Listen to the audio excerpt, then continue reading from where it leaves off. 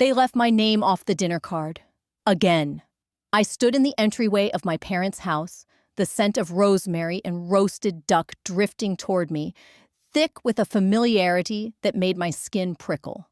In my gloved hand, I held a bottle of Merlot, wrapped in gold foil, like I hadn't already learned my lesson from Thanksgiving's past.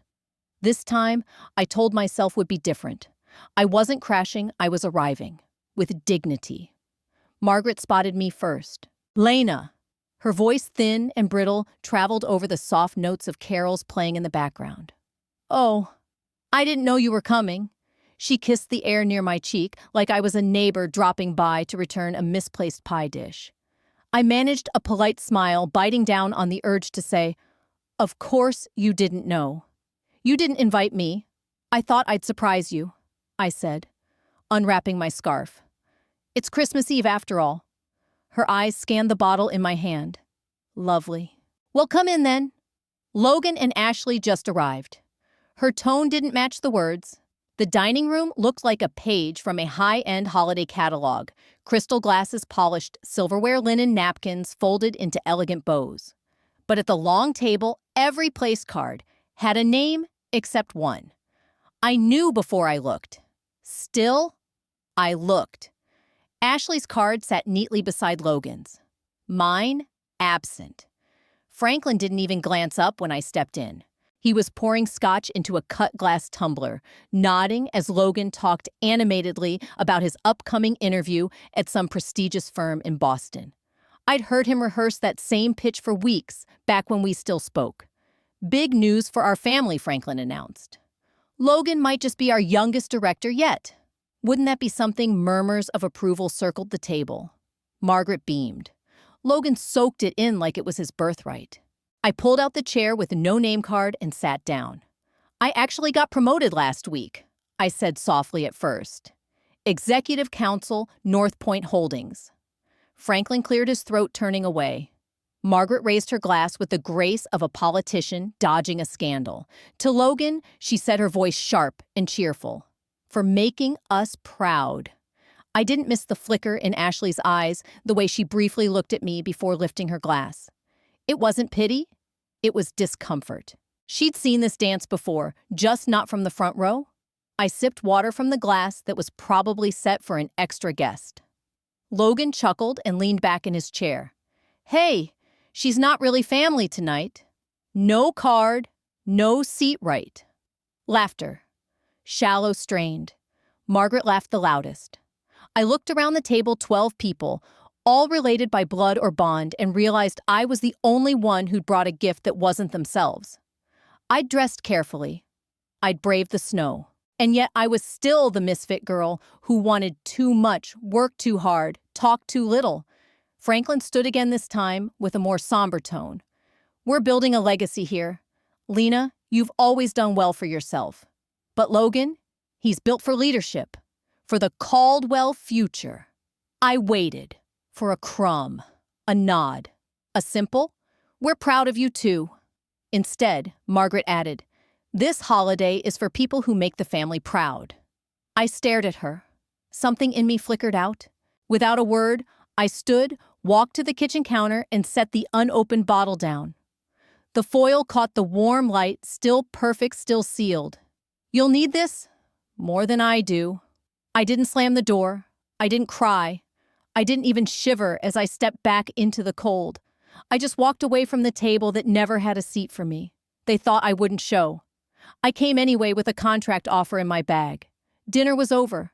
The chairs had been pushed back, the silverware clinked into the sink, and the laughter that once floated over roasted duck had quieted into the low hum of dishes being rinsed and wiped dry. Ashley and Logan had retreated to the den, murmuring about ski plans and matching jackets. Most of the others had already left. Coats, zip cheeks, kissed.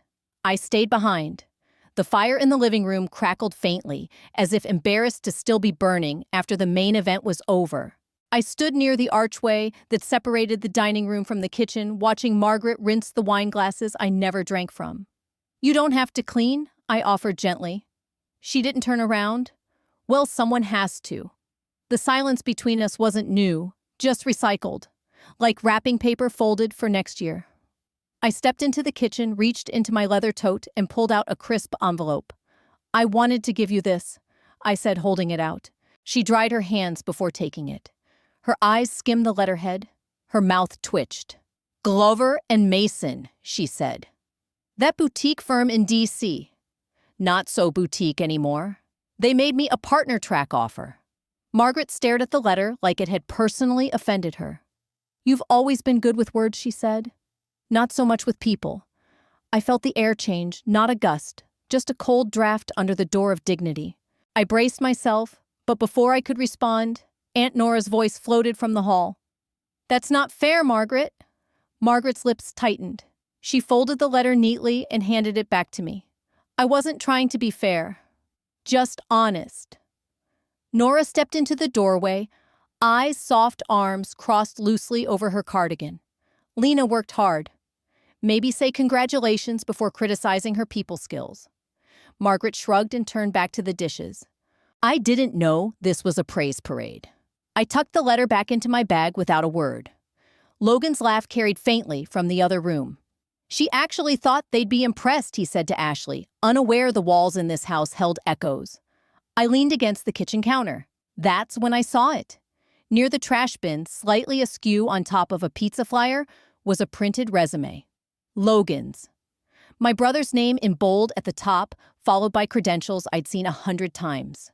But it wasn't the content that caught my attention, it was the red pen. Notes in Margaret's handwriting marked up the margins. Too vague, she'd written next to his work history. Frame leadership stronger here. There were arrows pointing to rewordings edits, like a tutor polishing a thesis. I felt a hollow ache rise in my chest. Not envy, just a quiet recognition of the difference. Margaret had never read a word of my cover letters. I could have written speeches for presidents, and she still would have asked if I was still doing legal things. She noticed my eyes drift toward the page. I'm helping him prepare, she said. Logan has potential. He just needs guidance. I met her eyes, and I didn't. Her silence answered that question. Aunt Nora gently broke it. You know, Lena, she said, walking over to touch my elbow, your grandfather used to say, you were the only Caldwell with a spine made of steel. I smiled weakly. He also said I was stubborn as a mule. Well, mules don't break easy, Nora whispered. I turned to leave.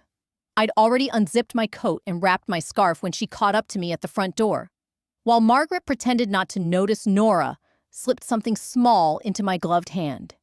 It was a folded note written in Nora's gentle script. You deserve better. Don't forget it. She smiled. Merry Christmas, Lena. Outside, the snow had thickened. My boots sank deeper than when I arrived. But my footsteps felt lighter. For once, I wasn't trudging out, I was stepping forward. They laughed when I said I'd decline the company bonus. They weren't laughing for long.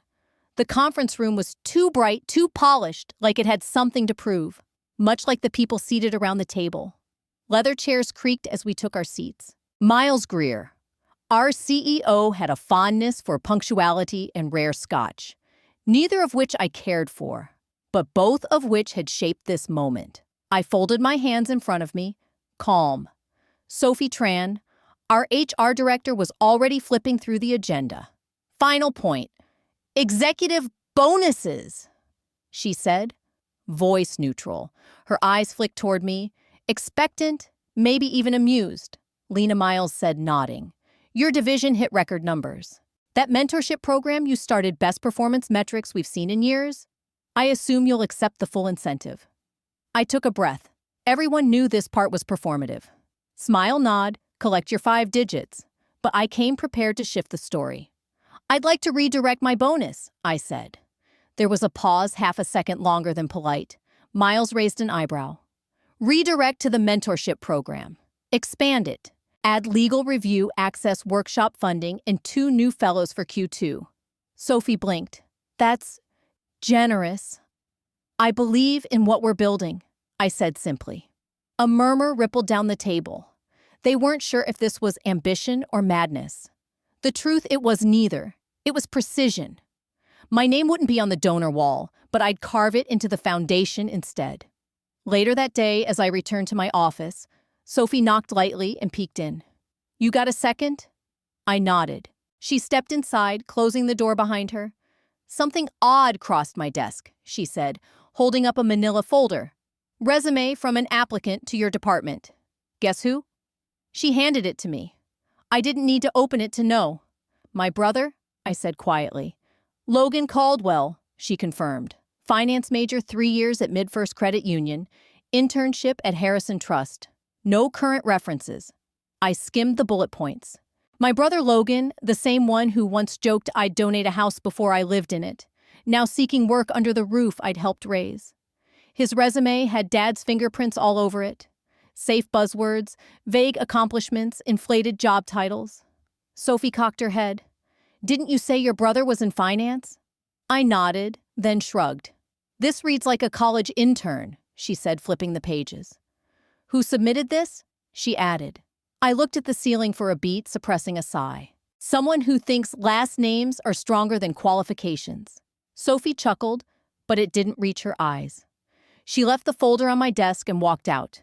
I sat back staring at the ceiling fingers, drumming on the armrest. Logan wasn't just stepping into my world, he was crashing through it, assuming his bloodline granted automatic entry.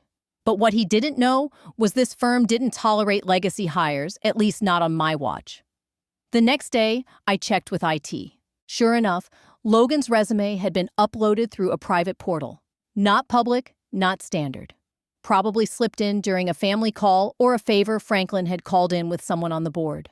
That night, I walked the long corridor past the mentorship room, posters still fresh with testimonials, interns laughing over spreadsheets.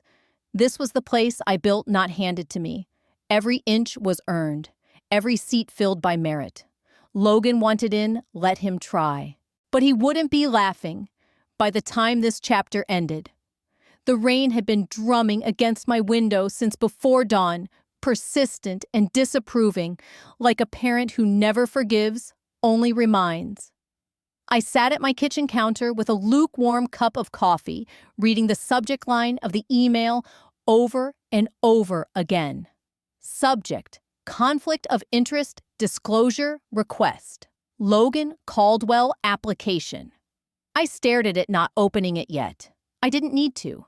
The title said enough. My little brother, the golden child, the future of the Caldwell legacy, was now trying to walk through the doors of the very company I had built my name in. Not with merit, not with hustle, but with lineage. I finally opened it. HR was requesting any known affiliations or concerns I had about the candidate. Formally worded, neutral. But I knew exactly what this was: a quiet warning. That afternoon, my phone rang. Margaret lit up the screen like a curse. I let it go to voicemail. She called again, then again. On the 4th attempt, I answered. Lena. Her voice was syrupy, the kind she reserved for church functions or charming bank managers. "How are you, sweetheart?" It had been years since she'd called me that. I leaned back in my chair, eyes fixed on the gray skyline outside. "Rainy." "What's going on, Mom?" "Oh, don't be so cold. I just wanted to check in." "I'm fine." A pause. Then her tone shifted. "Listen, we heard Logan applied to your firm. We're so proud. He's worked really hard for this."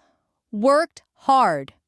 He spent more time curating his Instagram than updating his resume. Before I could respond, another voice entered the call, low, rehearsed, and stern. "Hello? Lena?"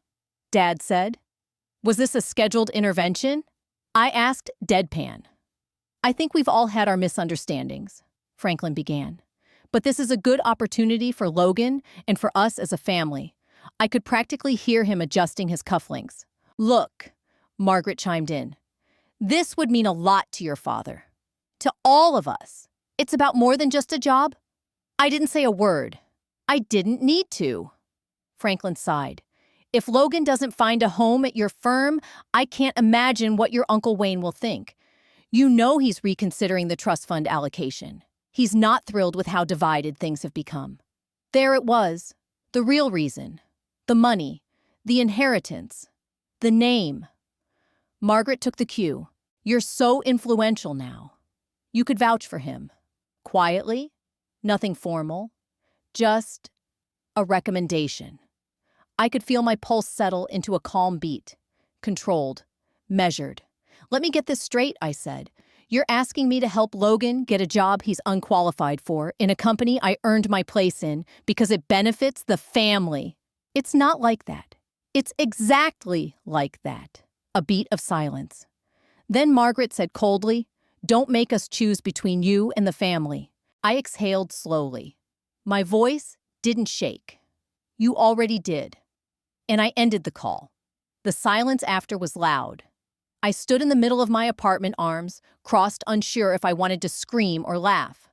I didn't owe them my success. I didn't owe Logan my name.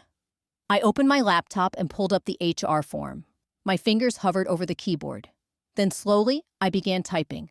I have no comment regarding Logan Caldwell's application at this time. I saved the draft, but didn't send it. Not yet. The game was just beginning. They told me I wasn't required to attend the panel interview, but I showed up anyway. Sat behind the tinted glass of the observation room, unseen and unacknowledged, like the spare chair in a family photo present, but erased. Logan walked into the room with the confidence of someone who assumed the job was already his. His tie was crooked blazer, slightly wrinkled, but he smiled like charm would bridge the gaps in his resume. It had worked before, I suppose. Just not here. Sophie Tran led the panel, precise, incisive, with a smile that never quite touched her eyes. "Logan Caldwell," she greeted him. "We've reviewed your CV. Impressive academic background, though your professional experience seems sparse." Logan grinned. "I believe potential matters more than a list of titles. I've always been a fast learner." Sophie nodded slowly.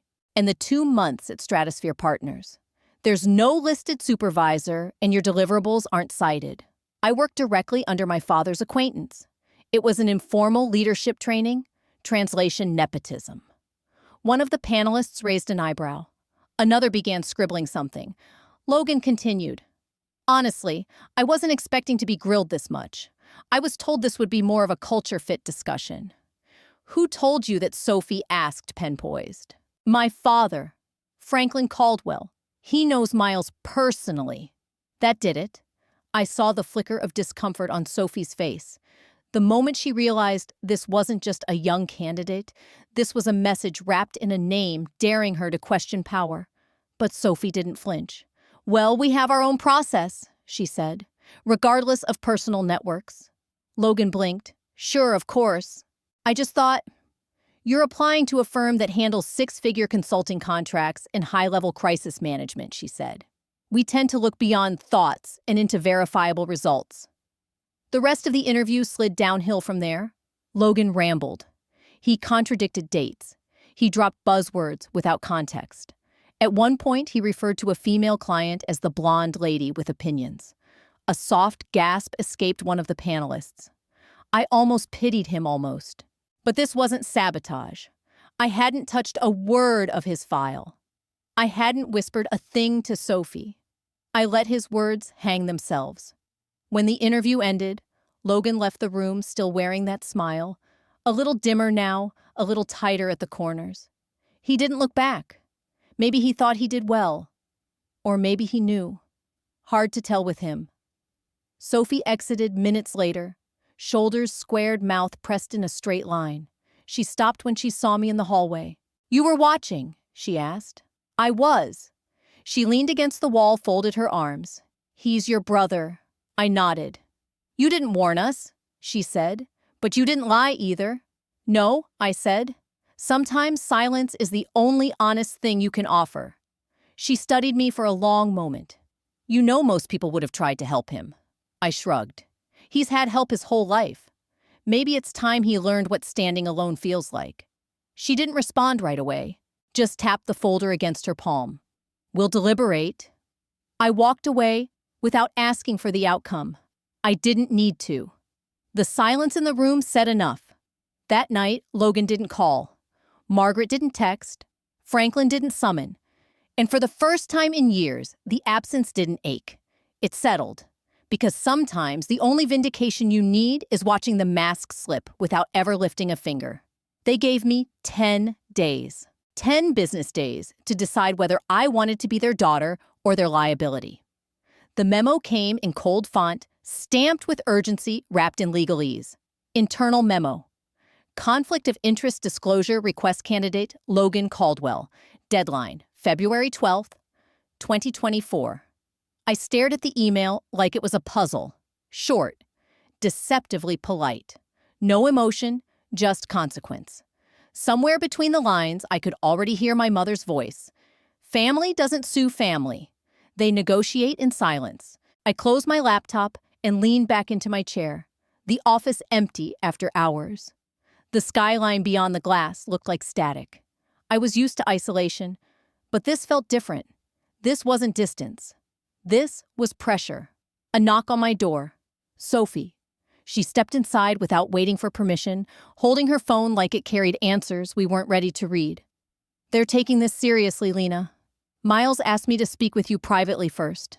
I nodded. "Go ahead." She paused. "If Logan gets hired and this isn't disclosed properly, it falls on you, not him. That's how this works." Noted. She hesitated before adding, "You're not responsible for his resume. But if there's even a shadow of bias, I didn't coach him. I didn't endorse him. I know. But you watched his interview. That alone counts as proximity. They need clarity. Now." After she left, I sat in the dark until my screen went to sleep, the cursor blinking like a second hand counting down from 10. That night, I found Margaret's voicemail. Waiting. 1 minute and 40 seconds of carefully curated guilt. "You don't realize what you're doing," she began, her tone trembling, like it was grief she was delivering. "He's still young, still learning, and you of all people should know how hard it is for men to be taken seriously in this field without support." I almost laughed. She continued, "He'll be ruined, his reputation, our name. This family won't survive another fracture.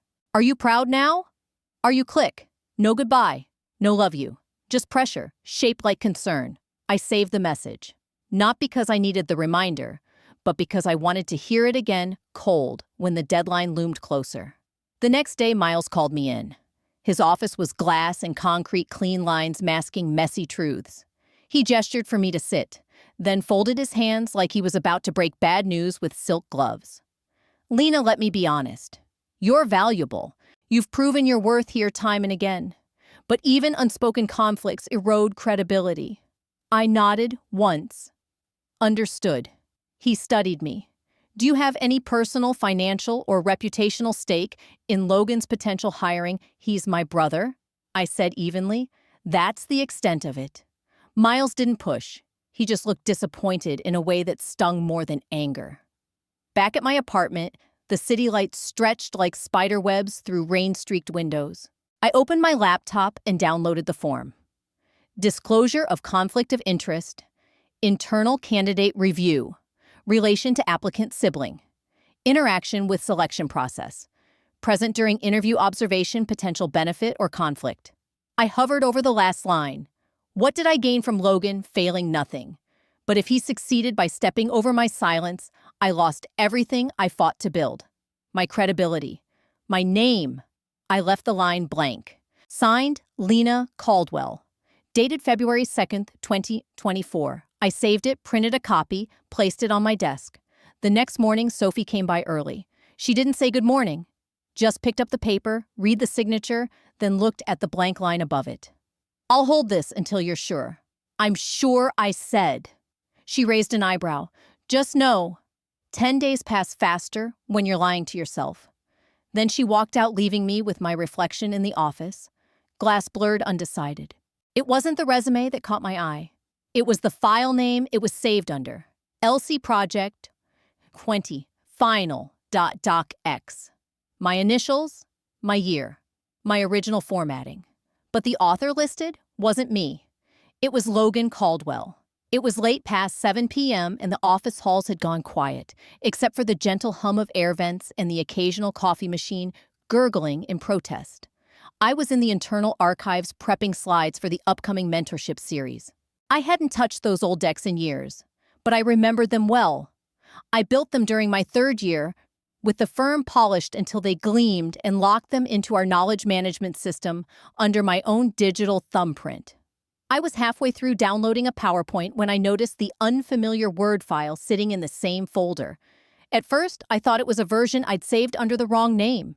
But when I opened it, the logo had been updated, the font changed from Garamond to Arial, and my language had been flattened, reworded, just enough to sound like someone trying to imitate competence. The bones of the pitch were mine. The diagrams, the argument flow. Even the third-page quote was still misattributed, just like I'd done years ago. I scrolled to the document properties, created January 4th, 2024. Modified by Logan Caldwell, access count 5. All this month. The door creaked behind me. I jumped. A junior IT associate stepped in mid-20s, earbuds in badge clipped upside down. "Sorry," he said, noticing the open file on my screen. "Didn't mean to startle you." "No worries," I replied. "Quick question. Do you know how to check download logs?" He blinked, pulled out one earbud. "You mean who accessed what and when?" "Yes." He leaned over and tapped a few keys. "That file's been pulled 5 times, twice from HR terminals, once from the floor manager's desktop, and twice from an external device. Looks like a temp login issued just last month.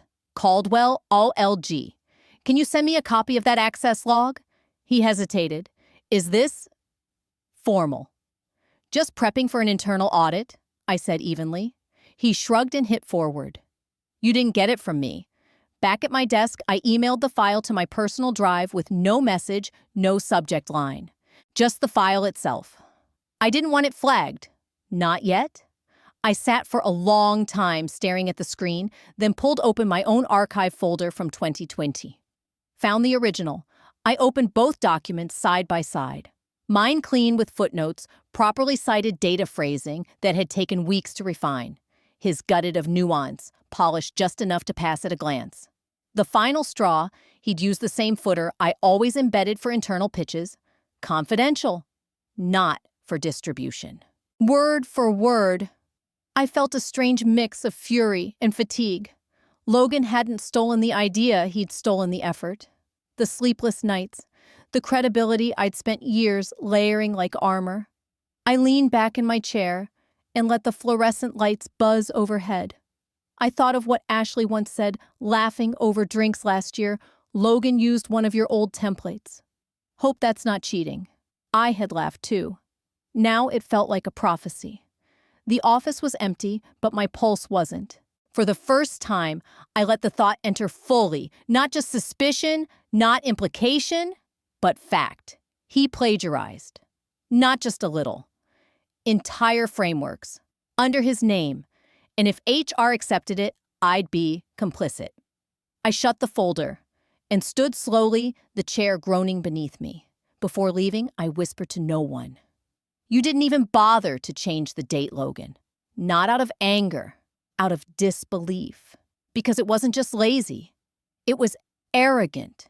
And arrogance, I was learning, is easier to dismantle than lies. They didn't know I was still on the email loop. I didn't correct them. The message landed in my inbox at 8:42 a.m., buried between company policy updates and a calendar invite for next week's diversity luncheon. Subject line: Caldwell. Presentation, proposal, draft. Sent from Sophie's assistant. Meant for the Strategic Planning Committee alias. Somehow, I was still on it. I didn't open it right away. I just stared at the subject line, then the sender, then the name attached to the file. Logan Caldwell. It was February 8th, 4 days left on my disclosure deadline. By noon, I gave in and clicked. The PowerPoint opened slowly, each animation choking under the weight of high-resolution graphs and stock photos. But the moment I reached slide 3, my gut went still. I knew this deck. Slide 6 had the same bullet progression I'd used for our 2021 merger brief. Slide 7 featured a color-coded quadrant that had taken me 2 weeks to finalize with legal. And slide 9. God help him, slide 9 included a predictive churn model I had developed alone on a whiteboard after 3 days of sleepless analysis. I even saw the faint watermark in the bottom right corner, LRC Model V3. He hadn't removed it, just dimmed it. Franklin once told me, silence is the most dangerous kind of power. I had scoffed at the time, thinking it was his way of avoiding confrontation. But today, I understood it differently. I wasn't going to storm into that boardroom. I was going to watch. The planning committee met at 3:00 p.m. in boardroom A, glass walls chrome. Accents the illusion of transparency. I wasn't on the invite, but that didn't stop me. I reserved the adjacent client review room and angled my chair to face the corridor. From there, I could see everything. Logan showed up 5 minutes early, navy suit too tight across the shoulders, tie slightly off-center. He looked like he'd spent the whole morning practicing expressions of calculated humility. He walked in with the presentation clicker already in hand. Sophie entered behind him, her eyes scanning the room until they caught mine through the glass. I didn't move. I just nodded once. She tilted her head. Suspicion. Confusion. But not yet alarm. The first few slides went smoothly. Logan recited jargon like someone who'd memorized the words but not the meaning. The panel nodded politely. Then came slide 9. I saw it before anyone else did. The model in question. My model. My watermark. I didn't need to see Sophie's face to feel her reaction, but I saw it anyway. Her expression didn't flinch, but her pen stopped moving. She looked at the screen, then back at Logan, then once again, this time, directly at me. I didn't blink. I mouthed, "Watch slide 9. It was already on display, but I knew the significance hadn't registered yet. That's the thing about stolen work. It's only dangerous when someone recognizes it. Sophie did. She leaned back in her chair and crossed her arms. I could almost hear the silence sharpen in the room, like the moment before a dropped glass shatters. Logan kept going, unaware, quoting churn ratios, proposing redundant retention strategies. Every word he spoke built on scaffolding I had erected years ago. When the presentation ended, there was polite applause, the kind offered when people are unsure if they've just been insulted or impressed. The committee thanked him. They promised to be in touch. He left the boardroom beaming. Sophie didn't. A few minutes later, she entered the review room and closed the door softly behind her. She said nothing for a while, just looked at me like she was still recalibrating a compass. Then finally, "You ready to talk now?" I nodded once, slow and deliberate, because finally I was. They held a family meeting without inviting me. I crashed it anyway. Aunt Nora's text came through at 9:03 a.m. "Brunch at your parents'. Just the usual, but thought you should know." I didn't hesitate. I changed into a navy dress I didn't even like sharp enough to match the silence I was walking into and drove straight to the Caldwell townhouse. It wasn't snowing that morning, but the sky hung heavy, low, and gray like it was holding its breath. I parked 2 houses down. No warning, no RSVP, just my heels clicking down the stone walkway, each step louder than the last. When Margaret opened the door, she looked like she'd seen a ghost. "Lena? Am I late?" I asked, already brushing past her. The dining table was already set. French press coffee eggs in ceramic ramekins, a tower of blood, orange slices arranged with surgical precision. At the head of the table sat Franklin, folded napkin on his lap. Logan beside him, already mid-sip of champagne. Nora sat at the far end, her eyes widening as she caught mine. "I didn't realize you were," Margaret began. Neither did I, apparently. I pulled out the head chair, the one Franklin usually claimed. And I sat. The silence was exquisite. I let it stretch until Margaret found her voice again. "Well, since we're all here, maybe we can talk like adults. Let's." I reached into my coat pocket and set the printed metadata sheet on the table, face up between the butter knife and the lemon curd. Logan blinked. "What's that slide 9? I said. "You remember it. The one you borrowed." Margaret reached forward, hesitating only a second before reading the page. "I don't understand." "You don't have to," I replied. "But Sophie will. Legal will. The timestamp's clear. The author tag, Logan Caldwell. on a file that originated from my account in 2020, after I left the firm, before he'd even had an interview. Logan sat back, face flushing. It's just a template, a formatting coincidence. I turned to him slowly. You didn't even change the watermark. He started. Don't, I said. Don't insult what's left of our intelligence. Franklin cleared his throat. Enough of this. I agree, I said. Enough! He stood abruptly, slamming his hand on the table with a force that made Margaret jump and Nora drop her spoon. If she won't help us quietly, she'll hurt us publicly. There it was. Not even an attempt at subtlety. No layered lies, no thin-veiled diplomacy, just raw threat. I stared at him, heart steady. I'd expected this moment, rehearsed it in my head for weeks, but nothing prepares you for hearing your father label you a liability in his own dining room. Nora set her napkin down. Maybe we should all... No, I cut in. Let them finish. Margaret reached across the table, eyes glassy. Sweetheart, this can still be fixed. If you just withdrew your statement, I haven't even filed one. The room froze, and yet I continued. You're all panicking like I already did. Margaret looked at Franklin. Logan opened his mouth, then shut it. I stood slowly collecting the metadata sheet, folding it into thirds. Funny how that works. Guilt arrives before the accusation. Lena Franklin started. I turned to him. I haven't even started. And with that, I walked out. No coat, no goodbye. Just the weight of truth finally shifting toward my side of the scale. The folder wasn't locked. They just assumed I'd never look. The HR office was nearly empty by the time Sophie waved me in. It was the kind of night where silence creaked louder than footsteps. Wind howled against the windows like a warning nobody planned to heed, and the overhead lights buzzed faintly, casting long shadows against the beige carpet. Somewhere down the hallway, a janitor's cart rolled past with a soft squeak, the only sign that life still moved in this place. Sophie handed me a tea from the break room. I need to step out 15 minutes tops. Help yourself to the screen. The portal's open. She tapped the corner of her monitor, still glowing with the faint blue hue of the internal HR system.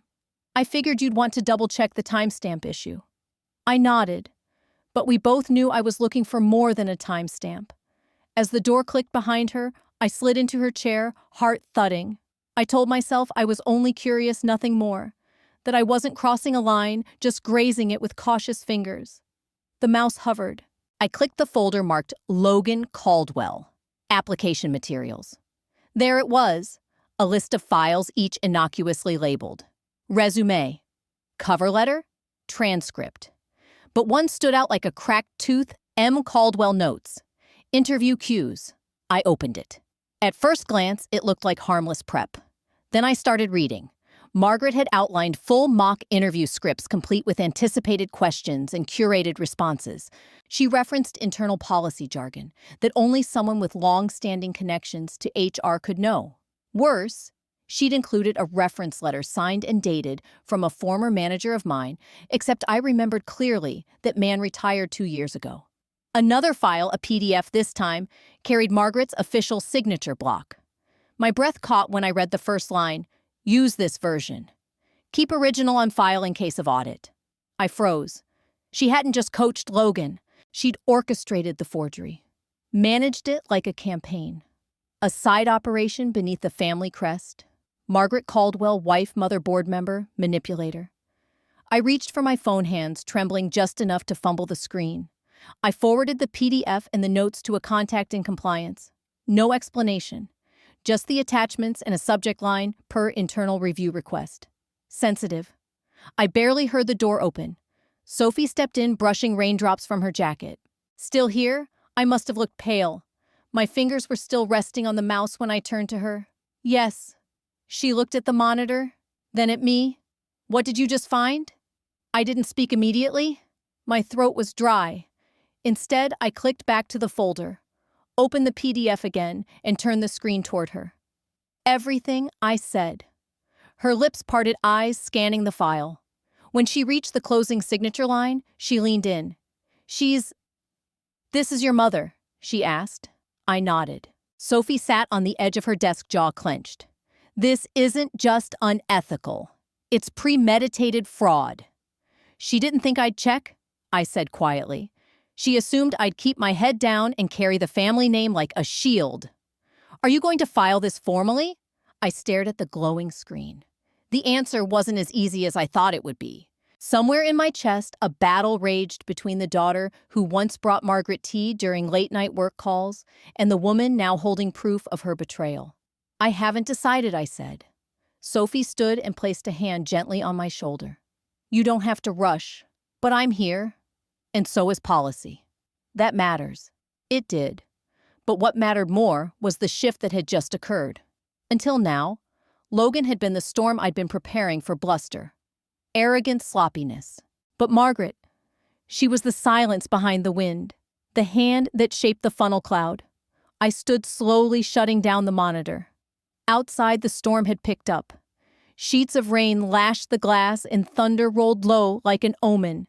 I pulled my coat tighter, not from cold, but to hold myself together. I left the office that night, not just with evidence, but with something more dangerous clarity. The game had changed, and Margaret Caldwell was officially on the board. They expected silence. I brought a folder. The chairs were arranged in a polite semicircle, the kind designed to look collaborative, while concealing tension beneath beige upholstery and brushed steel. I stood in the hallway, outside conference room C, watching the reflection of myself in the glass, composed professional calm. But my grip on the folder betrayed me. My thumb pressed so hard against the spine that a white crescent had bloomed at the edge of the nail. "Ready?" Sophie asked, stepping beside me. I nodded. More than I've ever been. We walked in together.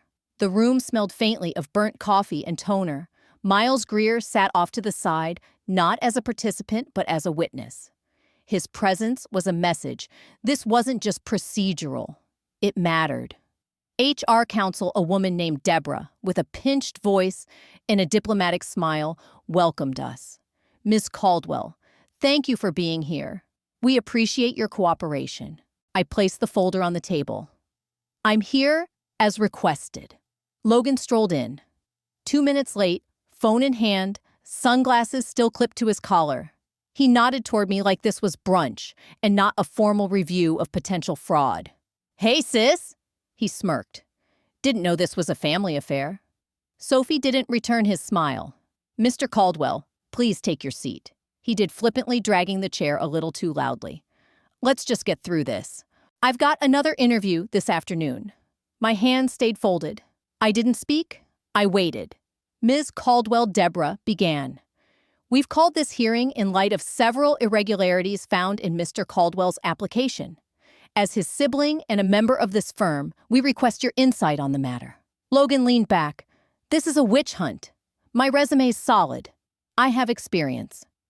"You've listed projects that predate your work history," Sophie said, opening a printed report. "Specifically a pitch deck that originated from 2020. You were still an undergrad then. I updated it. Templates float around. We're family. We share resources." I opened the folder and spread its contents across the table with deliberate calm, the document metadata tracing the file back to my old pitch from 3 years ago. Internal timestamps. A scanned PDF with M. Caldwell. Private notes marked in the top corner. The paper was crisp, factual, damning. Deborah's brow furrowed as she flipped through the documents. "Mr. Caldwell, can you explain why your submission includes confidential materials authored by your sister?" Logan laughed a nervous staccato. "Come on, it's not like she owns formatting rights." Sophie interrupted, quiet but firm. "Formatting isn't the issue. The issue is authorship and intent." He turned to me then, with something between anger and panic. "Why are you doing this?" "You're my sister." I met his eyes. "Then you should have remembered that before stealing everything I built." Silence dropped like a stone in the room. "I didn't steal," he muttered. "It was just easier to use something polished. Margaret helped fine-tune the documents. That slip was all it took." Sophie lifted her eyes. "Did you say Margaret Logan backpedaled? She just gave advice, that's all." Deborah made a note. Miles leaned forward ever so slightly, studying Logan now with the detachment of someone reading a resume after the interview has ended. Given this new information, Deborah said slowly, "We'll begin a full internal review. Mr. Caldwell, your candidacy is suspended until further notice." He rose abruptly. "This is ridiculous. She's manipulating you. She's had it out for me since we were kids. She's vindictive." "No," I said, rising. "I'm careful. There's a difference." The meeting ended soon after. Logan stormed out first, muttering something under his breath that no one bothered to ask him to repeat. Sophie stayed behind with me. She placed her hand lightly on the table fingertips, tapping once. "You did the right thing." "I know." Miles approached on his way out. "That folder," he said softly, "tells a story." "Yes," I replied, voice steady. "It's only the first chapter." He didn't smile, but he didn't look away either. The wind had picked up outside. Through the window, I could see trees bending against it, stubborn but rooted. I didn't come here to make a scene. I came to make it stop. And this was only the beginning. They told me to bring everything I had. I did, and more. The hearing room felt colder than last time. Same walls, same filtered water, sweating in silence, but something had shifted. Maybe it was me. Maybe it was the weight in my bag, a folder full of truths they'd rather keep buried. Margaret sat across from me, wrapped in her favorite charcoal blazer, lips tight with poise. Logan sat to her right, noticeably paler than usual, clutching a pen he hadn't used. Sophie was next to me, firm as granite. Miles Greer stood behind the legal counsel, silent yet sharp-eyed. No one moved until I did. I cleared my throat. "I have further documentation. 3 items, all directly relevant to this panel's review." Margaret shifted. "We've already addressed this, haven't we?" "Apparently not enough," I replied, sliding the first envelope forward. Exhibit A, an email dated January 20th from Margaret Caldwell to Logan Caldwell, subject, "Backup recommendations." It outlines deliberate alterations to a letter written by my former colleague. 2 versions attached, one with dates, one scrubbed. The head of legal scanned the page. "Did this recommendation end up in Mr. Caldwell's submission?" Sophie answered before I could. "Yes." "The edited version?" "The original was never seen by the review board." Margaret leaned in, voice syrupy. "Helping your son prepare is not fraud." "It is," I said, "when you falsify a reference letter and present it as authentic." Exhibit B. I continued, holding up a printed screenshot. Logan's draft folder, timestamped at 2:14 a.m., created by user Margaret C. It links directly to the altered file. And yes, IT has verified the metadata. Logan looked stunned. "You told me it was just formatting. Help!" "You said." Margaret hushed him with a look. Her mouth moved, but no sound came. I took a breath. Exhibit C is a voice recording. Sent by Aunt Nora. Recorded February 10th at the Caldwell residence. You'll hear Margaret say, "Use her files." She won't say a word. She never does. The silence was thick. Sophie leaned forward, fingers laced. "Do you have the original recording?" I nodded, sliding over the phone. "Unedited, time-stamped, location verified." Margaret's chair creaked as she sat upright. "That was taken without consent. It's inadmissible." "You trained me to stay silent," I said. "You just never trained me to stay stupid." Miles spoke for the first time. "Let the legal team review the admissibility, but I suggest we notify the Internal Audit Committee immediately." One of the legal advisors murmured, "There are serious governance implications here." Logan rubbed his temples. "I didn't know. I swear I thought it was just help." "You plagiarized," I said. "You lied on your application. You used my credentials, my work, and banked on my silence." Sophie turned to the board. "As HR director, I recommend we suspend Mr. Caldwell's candidacy pending full investigation." The lead counsel nodded. Motion noted. "Any objections?" Margaret's voice broke through the tension brittle. "You think you've won Lena? You think they'll remember what you've done here with pride?" "No," I said, "but they'll remember who started telling the truth." Her mouth twitched, caught between rage and disbelief. For the first time in my life, Margaret Caldwell looked cornered.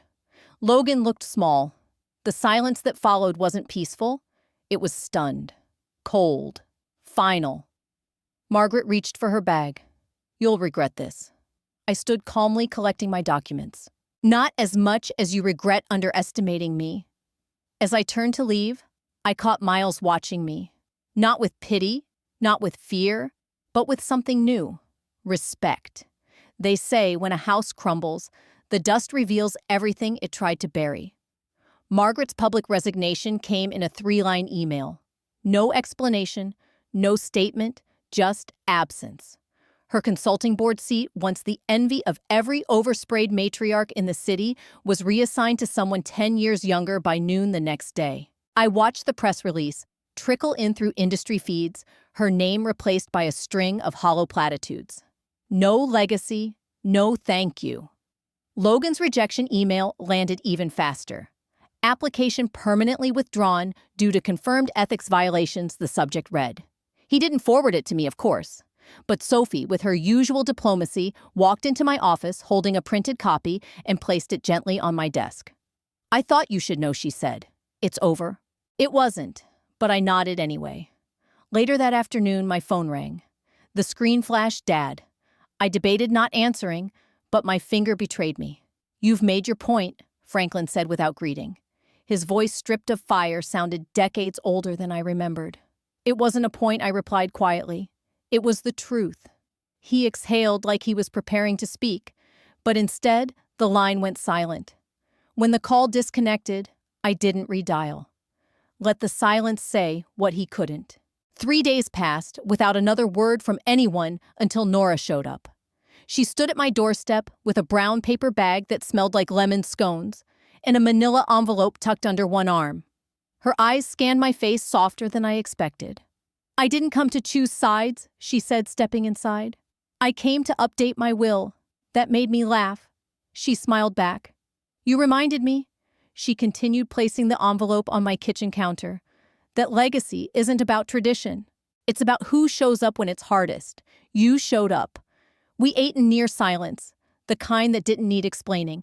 When she left, I stood at the window watching her car drive off the rear tires, spinning briefly in the rain-slick street before catching traction. That night I checked the Caldwell family group chat. Its name used to be Caldwell United, Estender 1972. A tagline, a promise. One by one, names were disappearing. First Aunt Celia, then Uncle Tom, then Logan, whose blue bubble simply vanished. Finally, Franklin. Only Margaret remained, her profile picture, now blank. I stared at the screen thumb hovering over Leave Group. I didn't tap it. The next evening, Logan arrived without warning. I found him outside my apartment building, soaked through from the rain collar, unbuttoned tie, half off like a noose someone forgot to tighten. "Can we talk?" he asked. I didn't answer. Just turned and led him inside. He didn't sit. Just stood in the middle of my living room, dripping silently on the hardwood shoulders, rising and falling. "You destroyed us," he finally said, his voice cracking in the middle. "No," I said calmly. "I just stopped, pretending we were whole." He flinched like the truth burned. "I made mistakes. You stole my work, lied under oath, let Mom manipulate everything." "That's not a mistake, Logan. That's a blueprint."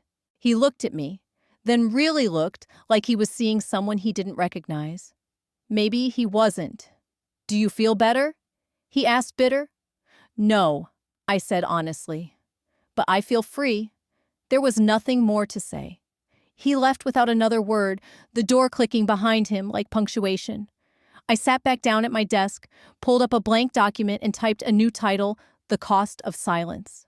Because that was what this had been all along, not revenge, not vindication. Just the slow undoing of a lie I never agreed to live. She never said sorry. But she left me her handwriting. The attic hadn't changed much. Same cedar smell, same dust motes catching the light in midair like tired confessions. Nora stood beside me, a small bundle wrapped in one of Margaret's silk scarves in her hand. "Found them while helping pack," she said quietly. "Bottom drawer." hidden beneath old Christmas linens. There were 5 letters each in Margaret's unmistakable cursive looped, precise, controlling, even in ink. One bore my name on the envelope. The flap wasn't sealed. She hadn't mailed it, nor handed it to me. She'd written it, and then tucked it away like a thought she wasn't brave enough to speak aloud. I sat on the floor, where the attic insulation dipped inward, the spot where I once spent an entire birthday after a screaming match over a dress code. No cake, no song. Just this spot, the whisper of rain, and now Margaret's words. Lena, you are not what I expected. You are loud in ways I was taught to hush, independent in ways I was never allowed to be. I look at you and see everything I fought to suppress in myself. I hated that. I hated that your strength felt like defiance. I hated that your honesty forced me to look at my own lies. But most of all, I hated that I couldn't control you. Not really. So I called you difficult, cold, ungrateful. I thought if I named you wrong enough times, you'd break into something I could manage. You didn't. That terrified me. I folded the letter slowly, the words sinking into my ribs like cold water. It wasn't an apology. It was a confession. Margaret hadn't changed. She'd simply been forced into silence. Even this letter left unsent felt like a final attempt to narrate my story through her lens. But at least this time, it was ink and paper, not a toast at Logan's engagement dinner, or a sideways jab during Christmas breakfast. Nora sat across from me, quiet watching. She feared you, she said. Not because you were cruel, but because you wouldn't bend. There were other letters, too. One to Logan, one to Franklin, two to names I didn't recognize. But it was mine that carried the most weight. Not because of what it offered, but because of what it didn't. No resolution, no redemption. And oddly, that gave me peace. I didn't need her to love me the way I used to ache for. I didn't even need her forgiveness or to offer mine. I needed only this, the truth written down at last. Not screamed or weaponized, but preserved, like a final entry in a ledger too long falsified. I found an old keepsake box beneath a stack of board games. I placed the letter inside alongside a photo of me as a child. In that attic corner, knees hugged to my chest, eyes scanning a ceiling that never answered. The light outside had faded into a dull blue. I stood dusting my palms, the floor creaking beneath me one last time. Some stories end without redemption, and that's okay. They once erased me with silence. I answered with a signature. The first light of March 15th spilled across the lake like a promise. I sat on the porch with a chipped mug, steam curling from black coffee, my journal resting on my knees. Spring had arrived, quiet and slow like healing. No declarations, just thawing, just space. The pages in front of me had waited too long. I clicked my pen open, paused. Then wrote, "Dear Mom, I didn't fight for revenge. I fought to be seen. To no longer disappear into a chair with no name, into a room where my voice dissolved before it ever reached the table." I paused again, watching a pair of birds skip across the shoreline. One chased the other, unafraid of being left behind. You taught me silence, but it never fit. You said dignity looked like restraint, but for me, it looked like speaking up again and again until someone flinched. I folded the letter into thirds. No envelope, no addressee, just ink on lined paper. The old family recipe tin still lived in the back of my pantry behind expired spices and memories I never wanted to flavor again. I slipped the letter inside next to Grandma Caldwell's peach cobbler index card and one crayon drawing of a girl in a red cape labeled Super Me. I had drawn it when I was 6, back when I still thought I could fly out of anything. Shoes off, I walked down to the oak by the water's edge. The soil was soft from yesterday's rain. With my hands, I dug a shallow hollow beneath a cluster of moss-covered roots. I placed the tin inside smooth dirt over it and whispered, "Goodbye." My phone buzzed against my sweater. A message from Nora. Family dinner. Just us this time. Ready? I let the corners of my mouth tilt into something that might finally be a smile. I replied, "Yes, I'm bringing the wine." The wind shifted, rustling the branches overhead. Somewhere behind me, a screen door creaked. I didn't look back. Instead, I stood a while longer, watching the lake. Logan hadn't called. Not since the tribunal, not since the apology that never came, but I'd stopped waiting. I'd stopped needing him to draw the lines between wrong and love. In the silence, I heard birdsong rise. Not loud, not urgent. Just persistent. Just there. I whispered into the morning, "This is what freedom sounds like." I turned and walked back toward the house. My house? Mine by effort, by clarity, by choice. At the door, I hesitated. One hand on the handle, one last look behind me. The lake shimmered as if holding something sacred. Then I stepped inside and shut the door on the chill, on the ghosts, on the version of myself who had once waited for a chair to be set with her name. Some stories end in fire. Mine ended with a folded letter, a patch of earth, and the sound of birds reminding me that silence too can be honest if you choose it. To those of you who've walked this journey with me, thank you. I didn't tell this story for pity or applause, or even for vindication. I told it because for too long I believed that silence was survival. That if I didn't speak, I wouldn't be blamed. That if I swallowed the cold, the sharp, the unfairness, eventually someone would see me and understand. But silence doesn't buy you understanding. It buys you erasure. And I lived too many years waiting for a place at a table that was never set for me. If my story stirred something in you, it's because maybe, like me, you've been left out. Undervalued. Misunderstood in rooms where others were celebrated. Maybe you've been called too much or too distant when in truth you were just protecting the softest parts of yourself. So I ask you, don't wait for their approval to begin your own reckoning. You don't need a committee to validate your worth. Sometimes the signature you offer the world doesn't have to be bold. It just has to be yours.